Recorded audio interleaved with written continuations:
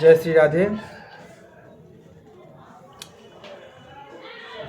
तो श्रीमद् भागवत गीता का मैंने पृष्ठभूमि तक बोल दिया था और इससे पिछले वाले वीडियो में बोल दिया हूँ। अब आमुख है। आमुख जो है वो कहने के बाद चैप्टर का जो पहला जो शुरू होना चाहिए वो शुरू हो जाएगा। तो आपको हम आमुख में क्या लिखा है वो पढ़कर सुनाते हैं, तो सुनिए। सर्वप्रथम मैंने भगवद गीता यथारूप इसी रूप में लिखी थी जिस रूप में अब यह प्रस्तुत की जा रही है। दुर्भाग्यवश जब पहली बार इसका प्रकाशन हुआ तो मूल पांडुलिपि को छोटा कर दिया गया, जिससे अधिकांश श्लोकों की व्याख्याएं छूट गई थी। मेरी अन्य सारी कृतियों में पहले मूल श्लोक दिए गए हैं, फिर उनका अंग्रेजी में लिप्यंतरण, तब संस्कृत शब्दों का अंग्रेजी में अर्थ, फिर अनुवाद और अन्य में तात्पर्य रहता है। इससे कृति प्रामाणिक तथा विद्वत्पूर्ण बन जाती है और उसका अर्थ स्वतः स्पष्ट हो जाता है। अतः जब मुझे अपनी मूल पांडुलिपि को छोटा करना पड़ा तो मुझे कोई प्रसन्नता नहीं हुई, किंतु जब भगवद गीता यथारूप की मांग बढ़ी तब तमाम विद्वानों तथा भक्तों ने मुझसे अनुरोध किया कि मैं इस कृति को इसके मूल रूप में प्रस्तुत करूं। अतएव ज्ञान की इस महान कृति को मेरी मूल पांडुलिपि का रूप प्रदान करने के लिए वर्तमान प्रयास किया गया है, जो पूर्ण परंपरागत व्याख्या से युक्त है, जिससे कि कृष्ण भावनामृत आंदोलन की अधिक प्रगतिशील एवं पुष्ट स्थापना की जा सके। हमारा कृष्ण भावनामृत आंदोलन मौलिक ऐतिहासिक दृष्टि से प्रमाणिक, सहज तथा दिव्य है, क्योंकि यह भगवद गीता यथारूप पर आधारित है। यह संपूर्ण जगत में विशेषतया नई पीढ़ी के बीच अति लोकप्रिय हो रहा है। ये जो गीता का भाषा चेंज किया गया उसके कारण अधिक से अधिक लोगों को गीता के बारे में जानकारी मिल रही है और वह उसे पढ़ पा रहे हैं। यह प्राचीन पीढ़ी के बीच से अधिकाधिक सुरुचि प्रदान करने वाला है। प्रौढ़ इसमें इतनी रुचि दिखा रहे हैं कि हमारे शिष्यों के पिता तथा पितामह हमारे संघ के आजीवन सदस्य बनकर हमारा उत्साहवर्धन कर रहे हैं। लॉस एंजिलिस में अनेक माताएं तथा पिता मेरे पास अनुयायी कर रहे हूँ। मेरे पास यह कृत ज्ञाता व्यक्त करने आते थे कि मैं सारे विश्व में कृष्ण भावनामृत आंदोलन की भाग्यशाली है कि मैंने अमीर में कृष्ण भावनामृत आंदोलन का शुभारंभ किया है, किंतु इस आंदोलन के आदि प्रवर्तक जो स्वयं भगवान कृष्ण हैं, क्योंकि यह आंदोलन बहुत काल पूर्व प्रवर्तित हो चुका था और परंपरा द्वारा यह मानव समाज में चलता आ रहा है। यदि इसका किंचित मात्र श्रेय है कि तो वह मुझे नहीं अपितु मेरे गुरु कृष्ण कृपा श्रीमूर्ति ओम विष्णु पाद परमहंस परिव्राजकाचार्य श्रीमद् भक्ति सिद्धांत सरस्वती गोस्वामी महाराज प्रभुपाद के कारण है। यदि इसका कुछ भी श्रेय मुझे है तो बस इतना कि मैंने बिना किसी मिलावट के भगवद गीता को यथारूप में प्रस्तुत करने का प्रयास किया है। मेरे इस प्रस्तुतिकरण ज़्यादा लिखा हुआ है कि पूर्व भगवद गीता के जितने भी अंग्रेजी संस्करण निकले हैं उनमें व्यक्तिगत महत्वाकांक्षाएं के व्यक्त करने के प्रयास दिखाए हैं, किंतु भगवद गीता यथारूप प्रस्तुत करते हुए हमारा प्रयास भगवान कृष्ण के संदेश को प्रस्तुत करना रहता है। हमारा कार्य तो कृष्ण की इच्छा को प्रस्तुत करना है, न कि किसी राजनीतिक, दार्शनिक या वैज्ञानिक की संसारी इच्छाओं को, क्योंकि इनमें चाहे कितना भी ज्ञान क्यों न हो, कृष्ण विषयक ज्ञान रंच मात्र भी नहीं पाया जाता। जब कृष्ण कहते हैं मन्मन्ता भव मद भक्तो मद्याजी माम नमस्कुरु, जो हम तथाकथित पांडवों की तरह यह नहीं कहते कि कृष्ण तथा उनकी अंतरात्मा पृथक पृथक है। कृष्ण पर ब्रह्म है और कृष्ण के नाम, उनके रूप, उनके गुणों, उनकी लीलाओं आदि में अंतर नहीं है। जो व्यक्ति परमात्मा कृष्ण भक्त नहीं है, उसके लिए कृष्ण को सर्वोच्च ज्ञान को समझ पाना कठिन है।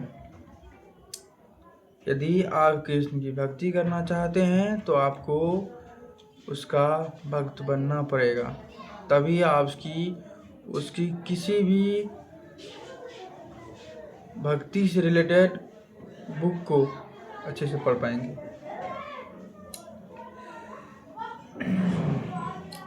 सामान्यतः तथाकथित विद्वान, राजनीतिक, दार्शनिक तथा स्वामी कृष्ण के सम्यक ज्ञान के बिना भगवद गीता पर भाष्य लिखते समय या तो कृष्ण को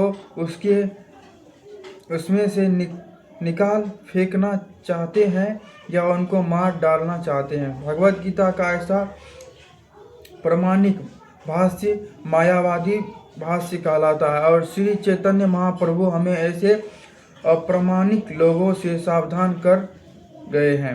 वे कहते हैं कि जो भी व्यक्ति भगवद गीता को मायावादी दृष्टि से समझने का प्रयास करते हैं वह बहुत बड़ी भूल करेंगे। ऐसी भूल का दुष्परिणाम यह होगा कि भगवद गीता के दिग्भ्रमित जिज्ञासु आध्यात्मिक मार्गदर्शन के मार्ग में मोहग्रस्त हो जाएंगे और वे भगवत धाम वापस नहीं जा सकेंगे। भगवद गीता यथारूप को प्रस्तुत करने का एकमात्र उद्देश्य बंद जिज्ञासुओं को उस उद्देश्य के मार्गदर्शन करना है जिसके लिए कृष्ण इस धरा पर ब्रह्म के एक दिन में एक बार अर्थात प्रत्येक इतने वर्ष पर अवतार लेते हैं। भगवद गीता में इस उद्देश्य का उल्लेख हुआ है और हमें उसे उसी रूप में ग्रहण कर लेना चाहिए, अन्यथा भगवद गीता तथा उसके वक्ता भगवान कृष्ण को समझने का कोई अर्थ नहीं है। भगवान कृष्ण ने सबसे पहले लाखों वर्ष पूर्व सूर्यदेव से भगवद गीता का प्रवचन किया था। हमें इस तथ्य को स्वीकार करना होगा और कृष्ण के प्रमाण की गलत व्याख्या किए बिना भगवद गीता के ऐतिहासिक महत्व को समझना होगा। कृष्ण की इच्छा का संदर्भ दिए बिना भगवद गीता की व्याख्या करना महान अपराध है। इस अपराध से बचने के लिए कृष्ण को भगवान रूप में समझना होगा, जिस तरह से कृष्ण के प्रथम शिष्य अर्जुन ने उन्हें समझा था। भगवद गीता का ऐसा ज्ञान वास्तव में लाभप्रद है और जीवन उद्देश्य को पूरा करने में मानव समाज के कल्याण हेतु प्रमाणिक भी होगा। जितनी भी बात गीता में लिखी हुई है उसमें हर एक चीज़ का प्रमाण किसी युग से रिलेटेड है या तो अभी जो चल रहा है उससे रिलेटेड मिलता है। मानव समाज में कृष्ण भावनामृत आंदोलन अनिवार्य है क्योंकि यह जीवन की चरण सिद्ध प्रदान करने वाला है। ऐसी क्यों है, इसकी पूरी व्याख्या भगवद गीता में हुई है। दुर्भाग्यवश संसारी झगड़ालू व्यक्तियों ने अपनी आसुरी लालसाओं को अग्रसर करने तथा लोगों को जीवन से सिद्धांतों को ठीक से न समझने देने भगवद गीता से लाभ उठाया है। प्रत्येक व्यक्ति को जानना चाहिए कि ईश्वर तथा कृष्ण कितने महान हैं और जीवों की वास्तविक स्थितियाँ क्या है। प्रत्येक व्यक्ति को यह जान लेना चाहिए कि जीव नित्य दास है और जब तक वह कृष्ण की सेवा नहीं करेगा तब तक वह जन्म मृत्यु के चक्र में पड़ता रहेगा। यहाँ तक कि मायावादी चिंतन को भी इसी चक्र में पड़ना होगा। तो ये बात सुनकर आपको कुछ समझ में आया होगा, तो समझिए। यह ज्ञान एक महाविज्ञान है जो हर प्राणी को अपने हित के लिए इस ज्ञान को सुनाना चाहिए। इस कलयुग में सामान्य जनता कृष्ण की बहिरंगा शक्ति द्वारा मोहित है और उसे यह भ्रांति है कि भौतिक सुविधाओं की प्रगति से हर व्यक्ति सुखी बन सकेगा। उसे इसका ज्ञान नहीं है कि भौतिक या बहिरंगा प्रकृति अत्यंत प्रबल है, क्योंकि हर प्राणी प्रकृति के कठोर नियमों द्वारा बुरी तरह से जकड़ा हुआ है। सौभाग्यवश जीव भगवान का अंश रूप है, अतएव उसका सहज कार्य भगवान की सेवा करना। मोहवश मनुष्य विभिन्न प्रकारों से अपनी इंद्रिय तृप्ति करके सुखी बनना चाहता है, किंतु इससे वह भी सुखी नहीं हो सकता। अपनी भौतिक इंद्रियों की तुष्ट करने के बजाय उसे भगवान की इंद्रियों को तुष्ट करने का प्रयास करना चाहिए। यही जीवन की सर्वोच्च सिद्धि है। भगवान यही चाहते हैं और इसी की अपेक्षा रखते हैं। मनुष्य को भगवत गीता के इस केंद्र बिंदु को समझना होगा।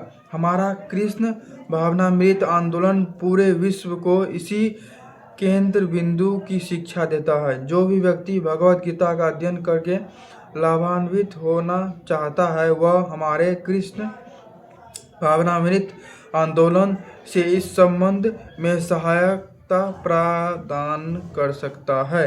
अतः हमें आशा है कि भगवत गीता यथारूप में जिस रूप में प्रस्तुत कर रहे हैं उससे मानव लाभ उठाएगा, और यदि एक भी व्यक्ति भगवत भक्त बन सके तो हम अपने प्रयास को सफल मानेंगे। ऐसी भगवत वेदांत स्वामी द्वारा ये लिखा हुआ है आमुख। तो इस आमुख में इतना चीज़ लिख दिया गया है कि लोग को समझ में आ जाएगा कि गीता क्या कहना चाह रहा है। तो आज तक के लिए इतना ही। कल से हम चैप्टर शुरू करेंगे। हमसे कोई गलती हुई होगी तो माफ़ कर दीजिएगा। तो कल से शुरू करेंगे इसका मेन पार्ट। तो तब तक आज तक के लिए इतना ही। ऐसी वीडियो के लिए हमसे जुड़े रहिए। राधे राधे।